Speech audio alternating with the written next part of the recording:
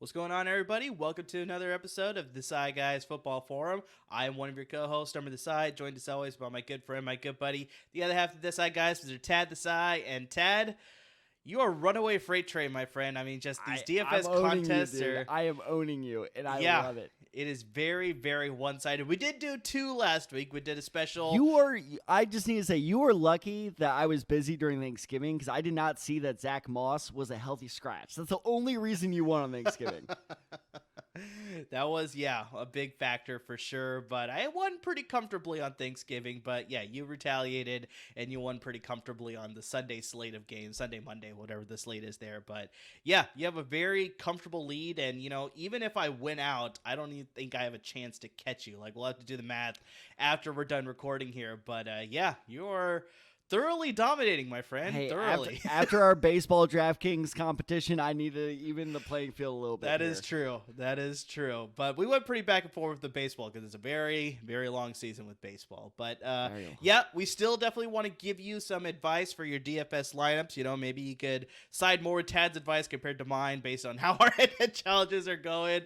But yeah, we're heading into week 13. We're going to give you some value players, both good and bad. So Tad, we always like to start with the good. So give me one player that you like as far as good value here for week 13.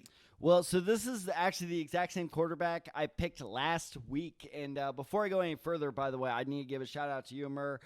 Guys, follow us on Twitter because I was home for Thanksgiving. I had to look after my nephew and niece. My nephew's just over 2 years old. My niece isn't even 6 months old yet. So it was a lot of kind of babysitting duties.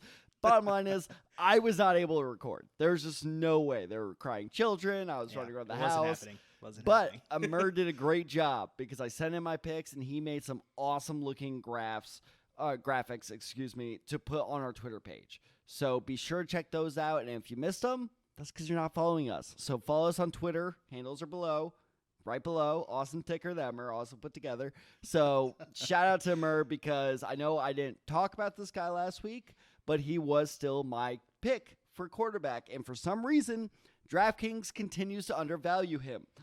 This blew my mind. So the way I do these picks is I go points per game. Who has the most points per game? And then I'll look at the price. The guy with the second most points per game was almost $1,000 less than everyone else on the list. And that's Justin Herbert. I don't understand why DraftKings continues to undervalue him. So he is priced at $6,700. I know this is 2 weeks in a row where I'm picking him, but the reason I'm doing that is because that value is just too good not to talk about. So you look at what he did last week. He put up 24 points. He has the most points per game for a quarterback playing on Sunday. And look, I guess I kind of get it because Cincinnati's pass defense is pretty good. I'm not going to, take anything away from Cincinnati. But here's the thing you have to keep in mind. With Cincinnati, the quarterbacks they've held to 15 points or lower are Andy Dalton, Ben Roethlisberger, who's washed at this point. I mean, that dude's got to retire. If he comes back next year, that's going to be a disaster. So, Andy Dalton, Ben Roethlisberger, Jared Goff, which, good Lord. Goff is, honestly, hot take here, Goff may be the worst first overall pick since JaMarcus Russell. Wow. Okay, that's a topic for another I know. day, Yeah, there we go. There's a good off-season topic for you. And then also Derek Carr. And granted, that last one's pretty impressive, but still, the other ones, okay, not that great. So I think Cincinnati's pass defense, while good, little overrated. So you look at what else Justin Herbert has done. He's managed 19 points or more in 3 of his last 4 games. 2 high-powered offenses in Cincinnati and Los Angeles going against each other, which means a potential shootout, which means a lot of passing. I don't know. I think that all of this means Justin Herbert will finish as a top 5 quarterback this weekend, and you're going to get him, again, for a grand less than most other quarterbacks, which is just ridiculous in my book. So Justin Herbert is the steal of the week. Yeah, I mean, he's part of the reason why the Chargers are so competitive this Part season. Part of the reason, too. Any other quarterback, this team sucks. No, that's fair. That's fair. But Austin Eckler's been having an amazing season as well. So I mean, it's Fair. not all just on No, Herbert. no, But I mean, that's he's a key reason. He's definitely a key reason for sure. And yeah, the fact that DraftKings is undervaluing him like this, like I mean, that's an advantage you have to exploit. If he's at 7,200, 7,300, like a little below the other guys, I get it because he's been pretty inconsistent. $1,000 less than everyone else. Lamar Jackson's going for like $7,800. Yeah. Yeah.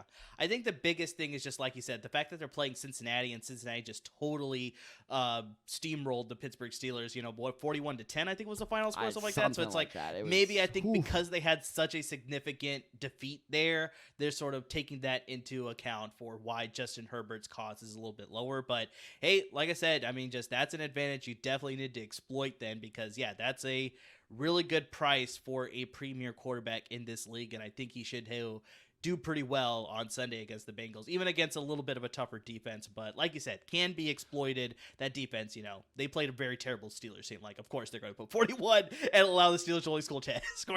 Well, and here's another thing to keep in mind is if you look at his stat line last week, it actually wasn't that great. It was 3 touchdowns, 2 interceptions. Fantasy owners don't care, because that still gave them 24 points. So it doesn't matter if he, throws a couple picks as long as he makes up for it, which he probably will. Because then especially also in DraftKings, I don't know if he went over the 300-yard mark, but you get the bonus too. Yeah, so you get that bonus point. So that sort of negates probably one of the interceptions. So then it turns out to be like a, statistical of like 3 touchdowns, 1 interception. Then you know what I mean? So it's like, yeah, that's the benefit of playing on DraftKings. You get that bonus if you go over 300 yards as a quarterback, 100 yards as a running back, receiver, or tight end. So like that sort of negates some of the bad stuff that a player could do. So yeah, Justin Herbert, excellent pick. I'm going to go to the wide receiver position first here, Tad, and I'm going to go bit of a homer pick. We kind of talked about him during our waiver wire episode earlier this week, and that's Brandon Aiyuk. He's playing the Seattle Seahawks this week. He's only $5,600, and the big thing here is that we talked about this. Debo Samuel unfortunately suffered a groin injury in that game last week against the Minnesota Vikings. He's going to be out a minimum of 2 weeks, and this is really good for the 49ers because we talked about this before. Like, Aiyuk was absolutely a ghost the first 6-7 weeks of the season. You say ghost, I say trash. Either way, ghost trash if you want to combine the two. But regardless, worst superhero ever. But regardless, he's totally turned it around, and he's become more of that player that we saw last year's rookie season. That's like, hey, Niner fans were foaming at the mouth. That's like, this guy and Deebo Samuel on the field together, this offense is going to be electric. But for some reason, it just wasn't coming together for Aiyuk at the start of the season. Now we're starting to see it the past couple of weeks. I mean, over the last 5 weeks, Aiyuk has been averaging 4.6 receptions and 67.2 receiving yards per game. He's just continuing to build and really just show that it's like he's a capable player in this offense. And this is very crucial because, like I said, Niners are pushing for a playoff spot. They're currently in the 6th seed, but they need to keep winning to hang on to that 6th seed. It's a very competitive race for those final 3 wildcard spots. They have a very, they always play the Seattle Seahawks tough. That's a very good game. So, he's definitely going to have to bring it there. And the big thing is just with the key player, Deebo Samuel's been absolutely killing it this season. So his production is going to be a bit of a loss for the Niners offense, but having a guy like Aiyuk, who's finally being able to step up a little bit, that's a good, it'll offset some of the loss of Deebo Samuel. You're still going to miss Deebo Samuel, but if Aiyuk can do some of the stuff that Deebo Samuel is still able to do, we saw this last year, they were using him as a runner, they were obviously using him as a receiver, they were using him in different positions on the field. So if he could do some of what Deebo Samuel has been doing for $5,600, playing against a Seattle defense that's garbage. We talked about this earlier with Brandon Aiyuk started the season. The Seattle defense is pretty garbage. So to have that and just, the Niners just need to keep winning. They're going to go to Aiyuk. He's one of their more reliable receivers right now because they use George Kittle more in the run game now. They're not using him so much as a receiver. Maybe we'll see a bit of a change with Deebo Samuel out, but I like Brandon Aiyuk going forward while Deebo Samuel's out. And at this price, before he skyrockets to possibly over 6,000 next week or future weeks, this is an absolute steal of a price for a wide receiver 1 type number. Yeah, 100%. I mean, it's the exact same thing as what I said with Justin Herbert is if he was a couple $100 higher, I'd be like, okay, I get that, like, fair value, but the fact that he's below 6,000 is absolutely mind-blowing because I say it every week, and I will keep saying it every week. The thing I love the most with receivers is targets, and he's in line just to get a lot of target. That's the bottom line. I don't care how good he is, how, he's been doing this season. He is their best receiver now with Deebo Samuel out, so he's going to be getting a lot of targets, and especially talking about just this weekend's matchup. Like you said, they're going against the Seahawks and George Kittle, who, by the way, what is going on with George Kittle? Holy crap. But anyway, that's a separate discussion. But George Kittle, you're right, we'll be seeing a lot of targets. However, with the Seahawks there, I know I've crapped on him a lot, but this is still a tough matchup.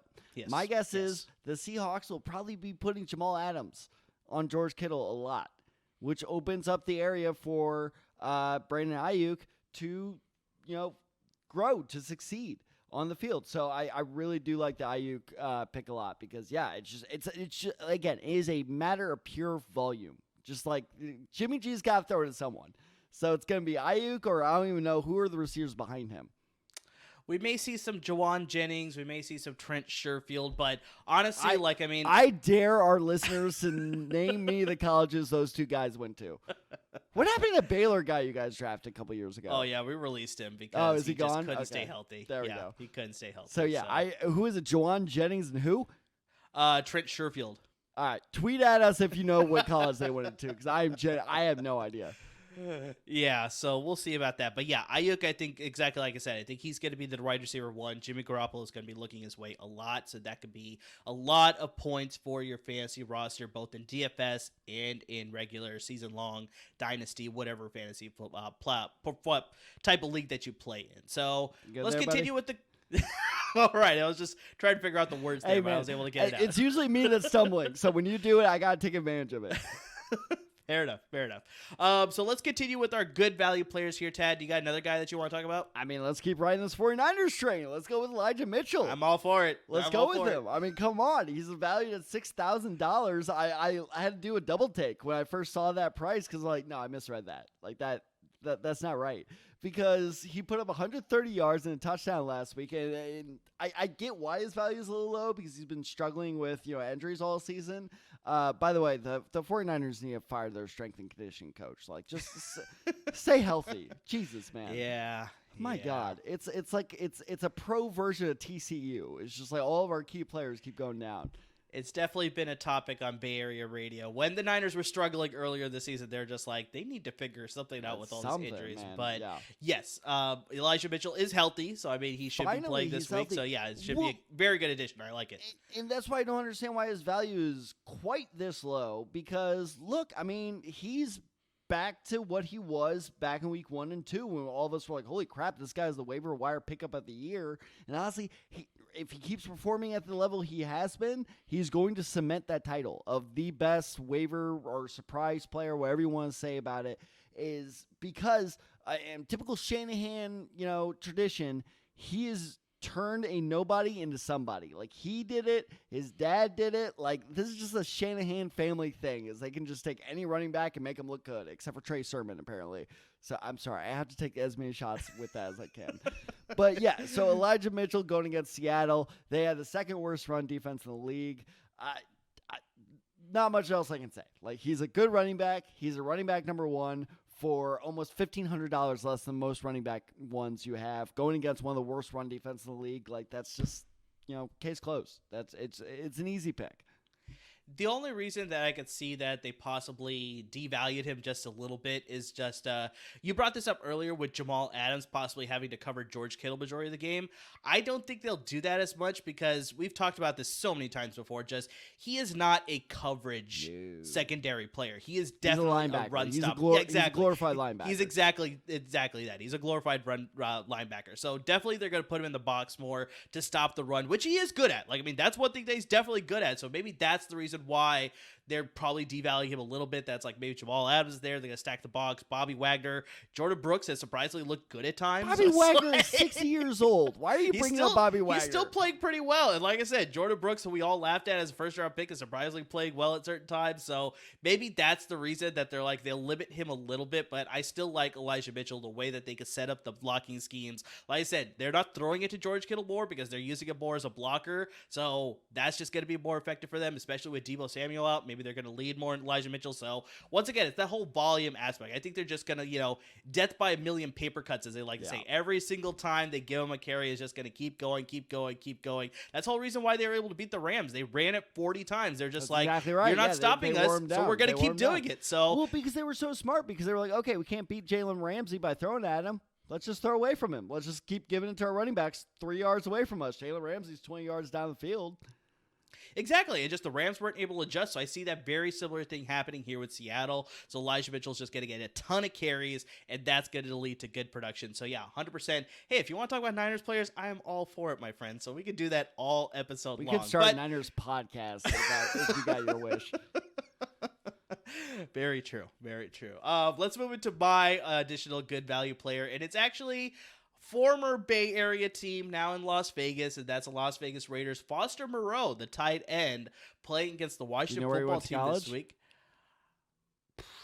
I do not. I'll give you a not hint. even guess. All right, this is a test to see how up to date Amur is with college football news.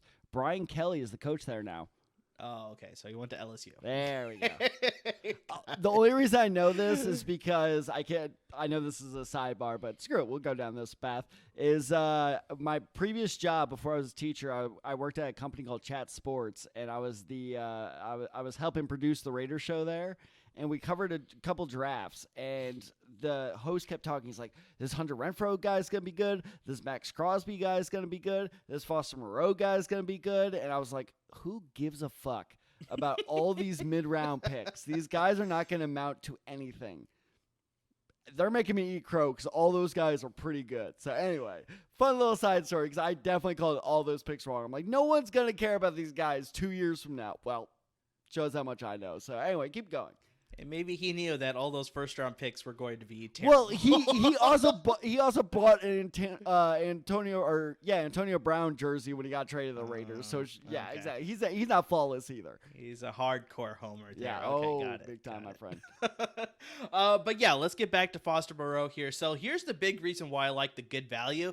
He's only $2,700. So I mean, this is an absolute bargain basement type of deal that you should definitely take advantage of, because this allows you to spend a little bit more. We've said this every single episode so far. When you can find the good value players at a very low cost that can get you some good fantasy points, that allows you to spend more at other positions. So you can spend a little bit more at the running back position. You can spend a little more at the wide receiver position. If you really want to, you could get a more premium quarterback and pay some of those premium prices if you want to. So for $2,700, if you can spend that much on your tight end, that's a good value. Now, here's the caveat with spending $2,700 on your tight end. It's very much a lottery ticket type of play. So I will say Foster Moreau has been involved in this Raiders offense even when Daryl Waller has been healthy, because he is second on the team with 3 receiving touchdowns, and he's more involved in the red zone offense compared to other receivers as well. So he is involved, and especially with Darren Waller out, I think he'll be a more consistent target, especially with Hunter Renfrow having such a great game against the Dallas Cowboys last week. I have a feeling Washington may key in on the fact that's like, hey, if we can stop Hunter Renfrow, maybe we can limit the effectiveness of this passing offense. Well, this is where Foster Moreau can step in, get some key grabs. Obviously, once they get into the red zone, if he can score a touchdown, that automatically ups his value. So that's the big thing. We've said this so many times. It's usually the case with a lot of tight ends. They're very touchdown dependent. So this is a very similar situation here with Foster Moreau. If he can score a touchdown, that $2,700 automatically great value. But that's the big thing. I don't know for sure if he will. But playing against Washington, I have a feeling the Raiders will be able to get the ball down the field, use Josh Jacobs, obviously pass the ball a little bit to Hunter Renfrow, obviously, for as much as they can. Then once they get to the red zone, they'll get a couple targets out to Foster Moreau. I think he'll be able to score once. And so that's why, like I said, it's a bit of a riskier play, but at the cost that you're spending, it's not that much of a risk. It's a very low risk, mid reward, I'd say. It's not a high reward because it's not going to give you 25 points or anything like that. But he should get you, like I said, with the touchdown score, I think he should get you at least double-digit points. For $2,700, I'll take that every day of the week. So Foster Moreau, it's a little bit of a dart throw, but I think you'll be a lot better with the results compared to, spending a little bit more and having to deal with a guy getting 3 receptions for 30 yards and no touchdown. That's like, oh crap, I spent $4,000 on this guy. So I like Foster Moreau for only $2,700. Why not? Yeah, I like this pick a lot too. I'm shocked that this price is so low. I kind of get it because Daryl Waller's not officially out, but let's admit it, Daryl Waller's not going to play. It's trending that way. He has not been practicing this week. He is labeled week to week. I know they have optimism, obviously, with such a talented guy that they have in Darren Waller, but they're smarter to keep him out. So I'm pretty sure he's not going to play. It's the same deal as DeAndre Swift is like, I can play this week. And the Lions are like, you're sitting out 3 weeks. Yeah. That's exactly what's going on here. Do not mortgage the future. No. It's a starting tight end for half the price. So absolutely. But I actually disagree with you on the whole touchdown dependent thing. Obviously, if he scores a touchdown, he'll be well worth the price. But I actually think even if he doesn't, he'll still do okay for you. He'll rack in, 4 to 6 points, which doesn't sound great. It's not entirely great. But unfortunately, this year with tight ends, unless you have one of the top tier tight ends, 4 to 6 points, basically as good as you're going to get. So I actually really like that, production for that price at $2,700. So yeah, Foster Moreau, love it. Go for it. Yep, it's not bad. By the way, if you're waiting to see our DFS lineups that we usually release on Saturday or Sunday mornings, like this episode, like half of these players are actually going to be on my lineup. Yeah, we'll see about that. So, Tad, before we get into our bad value players, we definitely want to throw a shout out to one of our sponsors here, MyBookie. So Black Friday and Cyber Monday may have come and gone, but our friends at MyBookie have some great deals to still take advantage of. Make a deposit on MyBookie's website and they will double your initial deposit. All you have to do is use the promo code LAFB and MyBookie will take care of the rest. They'll double your initial deposit. You'll be able to spend a little bit more, make some crucial bets, which Tad will obviously have for you later in the week during our podcast episodes, so make sure you tune in for that.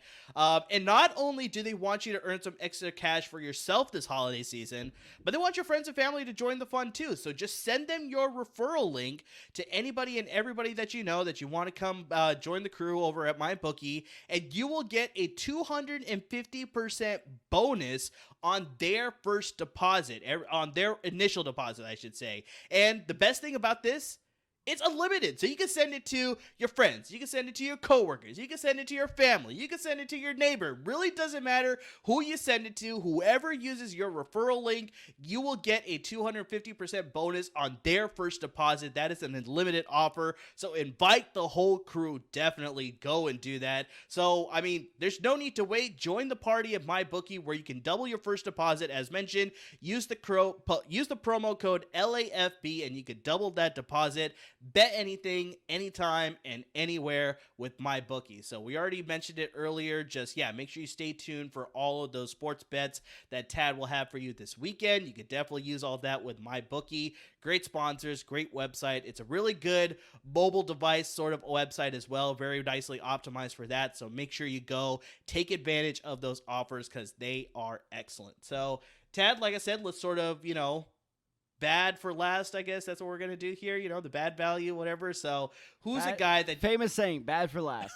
It's a new saying. It's not so popular yet. There we go. We're gonna make it a thing. There you go. So, who's a guy that their value is just a little bit too high, and they're just not gonna meet the possible return on invested that you want here in Week 13? Yeah, this one was tough. It actually was tough because I was looking through like, man, maybe I won't have a overvalued player this week. And then I was kind of doing a little bit more research. I don't hate this player. I like him. He's a little bit overvalued, and that's Terry McLaurin. He is priced at $7,400. I like him. I get he's number one option on Washington. I get that, he's going to see a lot of targets, but he's just too inconsistent to demand that price. If he was $500 cheaper, I'd go, okay, fair, I'm leaving him alone. But above $7,000, I need a receiver that is going to guarantee me to get at least 13 points, 12 or 13 points. He's not that guy, unfortunately, this year because Heineke is too inconsistent. As a result, he's too inconsistent. He's gone for under 10 points in 3 of his last 4 games. He's only scored 2 touchdowns in the last 7 weeks. Not to mention that Las Vegas, it's Washington versus Las Vegas, by the way, people. Las Vegas' secondary is actually pretty good. They're the 6th ranked pass defense in terms of fantasy this season. So I don't have a ton of faith that he's going to absolutely break the bank this week. So will he have a fine week around 10 points? Sure, maybe. I could see that. But is he going to give me those 15 points to justify the $7,400 price tag? I have very little to no confidence that's going to happen. So I think Terry McLaurin, better bets. Just stay away from him. Yeah, that's fair. I think it's also the inconsistent play of Taylor Heineke at quarterback as well. That's obviously anytime a receiver struggles, you got to look at the quarterback. Yeah, definitely. Also, you have to account for the fact that tight end Logan Thomas has been back from injury too, so he's probably taken some of those targets away. A more reliable short field option for Taylor Heineke in case the pressure comes into him. So Terry McLaurin is still a very good receiver in this league. It's just the biggest thing is the inconsistency. That's you don't what's know. So hard. He's a good, talented actual receiver. It's just in terms of fantasy, not really. Well, I mean, in past couple of seasons, he has been more reliable, but just this year, it's been very up and down with him. It's some weeks he looks great. Other weeks, it's just what's going on here? He's absolutely invisible on the field. You put this guy on the Patriots, he has 20 touchdowns or some bullshit like that. I promise you. He is a very talented receiver. He's just with the wrong team. Oh, no, 100%. 100% there. So, my overvalued player for this week is Josh Allen of the Buffalo Bills playing against the New England Patriots. That's an MVP you're talking about. I know, but he is the most expensive quarterback in DFS this week at $7,900. He's played well. I mean, he had a good streak where he was just absolutely killing it for the Buffalo Bills, but now he's sort of tapered off a little bit here. And you have to throw into the fact that 6 of his 11 games this season, he's failed to score more than 21 fantasy points. Now, 21 fantasy points is very respectable, but when you think of a guy like Josh Allen, I'm honestly expecting 25 points or more because, I mean, he has that, like you said, he's a former MVP. He has this. Well, he's not former MVP. He should have been, but he should have been. He's not. I want to jump in there before the comments. Well, actually, yes, to that. No, I know, but he should have been. He had an absolutely amazing season. He should have been. He absolutely should have been. But anyway, so I mean, you expect more from this guy. Borderline MVP. There you go. As an MVP candidate, how about that? So you expect more from a player of his caliber then. So that's why I said I raised the point value to probably 25 a week because it's not only is a gifted passer, but he's also able to get out. He's able to run for a lot of touchdowns, get you some yards that way too. So for 21, it's that's a little bit low for me. So they're playing in a very tight race in that AFC East. I know you hate it, but the Patriots are, very competitive again. They're fighting for a playoff spot. I think they're currently in the playoff spot. I can't remember what spot. I think they're currently in the division lead, if I'm not mistaken. Are they in the division lead? I'm pretty sure they are. Yeah, so that's how tight the race is. That's how tight the race is. So it's they definitely need to play this game really well. So I think we'll see a very good Josh Allen, but the Patriots defense is really good. So I think they're definitely going to do their best to limit what Josh Allen can do. So I mean, oh, son of a bitch. Yeah, they're half a game ahead of the Bills. There you go. I hate them. They can't. I feel like Aaron Paul and Breaking Bad. I think I already made this joke before, but they can't keep getting away with this. You make this joke with a lot of. I know because they can't keep getting away with this. So I definitely think this is going to be a very good game to watch, and I think Josh Allen will play well. But for the price of $7,900, I don't see him getting over 25 points to justify spending that much money. I think he could possibly get that 20-point mark, maybe a little bit below that, but it's just it's too much of a risk for me to pay that much money for a quarterback. So there's some cheaper options out there with way better matchups. You got Matthew Stafford. They're playing the Jacksonville Jaguars. He had a good bounce back game against the Packers, and then now he's heading into Jacksonville. Should definitely have a better game against Jacksonville as well. He's only $7,300. Knock on wood there. That's a classic trap game, actually. That is true. I'm a little scared of that one, actually. That is possible, but I think it should be fine. He's only $7,300. You got Tom Brady. He's playing a divisional matchup against the Atlanta Falcons. He should absolutely rip them apart. That's $7,200 you can pay for Tom Brady. You are jinxing a lot of people here. Kirk Cousins, he's playing the Detroit Lions. I know he played okay against the San Francisco 49ers. He did have a couple turnovers, but I think to play the Lions, that's a really good bounce back team you can really get to climb back into that playoff race, because as of right now, they are not in the playoffs. They were last week, but because Washington won on Monday, they are now out of the playoffs right now, so they need to claw their ways back, get a rebound game against the Detroit Lions. He's only $6,500. And the last guy that I want to bring up, claw their way back against the Lions. Exactly. And then of course we got to bring up your guy. Carson Wentz, to play the Houston Texans. He's only $6,100, and so they definitely need to keep pace in that AFC South, fight for a playoff spot as well. I don't know for sure, and I don't mean this as a slight at your team, but just like, are they in the playoff picture right now? I will kill you. Yes, they are. They are. Okay, see, so they need to maintain that spot. So they need to keep winning, obviously, and they could possibly get the division honestly, if the Titans drop like 2 or 3 games, which I know is like, oh, if only, but like they're still like in the running for division crown. Exactly. So all these wins matter. So definitely, shut up, listeners. Let me believe he's going to bring his best game and best effort as well. So definitely, as at a price of $6,100, that's a really good value player as well. So yeah, avoid Josh Allen. I just can't spend that price. I mean, it's one of those things, exactly what you say. It's not that he's going to perform badly or, he's going to underperform. It's just bang for your buck, value for your dollar. Is like, is he going to overperform better than those other quarterbacks to justify his higher cost? No. So it's just, go for the quarterback that'll score 3 to 5 points lower, save you $1,000, and you can spend that elsewhere. 100%. Agree with that 100%. So those are our good value players. Those are a couple of our bad value players. Let us know what you think. If there's any players that, you need some advice on as you're building out your DFS lineups this week, hit us up at all the Twitter handles. This is the third time we're mentioning it. It's right there on the fancy ticker at the bottom. There's all the handles there. You got my handle, Over the Side 23. You got Tad's at Tad Desai 94. You got the show handle, the Desai Guys. Talk to us. We're ready to help you out with anything and everything that you need when it comes to fantasy football, whether it's traded by, start sit-em, waiver wire additions. Like we talked about, if you're a DFS player, you definitely need some help there. Fancy punishments. If you need some good fancy punishment ideas, hit us up. Exactly. Yeah, we can hit you up with that information as well. Sports betting, as we mentioned, that's going to be coming up this weekend with Tad's picks there. So if you need some help making some parlays or whatever bets you want to make, we're definitely here to interact with you. And Tad mentioned this on our waiver wire episode, even non-football stuff. Basketball is going pretty strong here. We got baseball. The free agency has been crazy. What the hell? The Mets signed Scherzer? Yeah, what are the Mets doing shit? Like, that's insane. Scherzer is Starling Marte. Like, I mean, they're making some moves. Marlins spent like $100 million. Like, when do the Marlins care? Rangers spent $500 million on the second baseman and shortstop Corey Seager, Marcus Simeon. So I mean, it's like, Dallas is psyched about that. We are ready to talk about non-football topics as well. It doesn't have to be sports related. We got the Spider-Man coming up in a couple weeks. I'm a huge fan of Spider-Man, so it's like I'm trying to avoid all spoilers. I'm trying to avoid all spoilers, so it's like, we're here to talk with you. Please interact with us. We're ready to talk with you guys for sure. Hit us up at all the handles. But we can't thank you guys enough for watching, for listening, for following, for anything and everything in between. We just can't thank you guys enough for it. Appreciate it, guys.